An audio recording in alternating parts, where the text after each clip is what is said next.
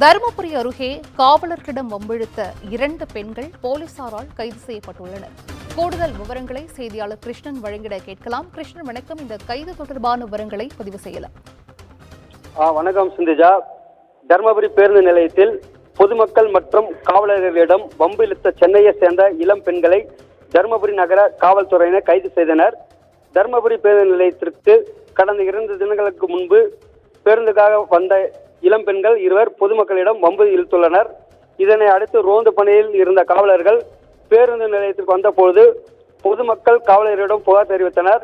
அப்போது காவலர்களை நோக்கி வந்த அந்த 2 இளம் பெண்களும் காவலர்களிடம் வம்பு இழுத்தனர்.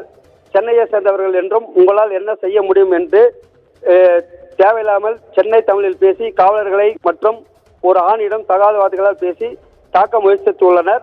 பொதுமக்களிடம் காவலர்களிடம் இந்த 2 இளம் பெண்களும் நடந்து கொண்ட விதம் பார்ப்பவர்களை முகம் சுளிக்க வைத்தது.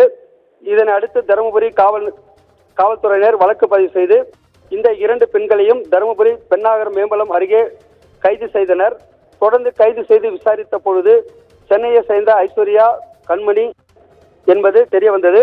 இவர்கள் 2 சென்னை, கோவை என்னும் பல நகரங்களில் அழகு நிலையத்தில் பணிபுரிந்துள்ளனர். மேலும் பணி நிமித்தமாக தருமபுரிக்கு வந்த பொழுது பேருந்து நிலையத்தில் இது போன்று நடந்து கொண்டதால் 2 பெண்களையும் காவல்துறையினர் கைது செய்துள்ளனர். சிந்துஜா, விவரங்களை வழங்கியமைக்கு நன்றி கிருஷ்ணன்.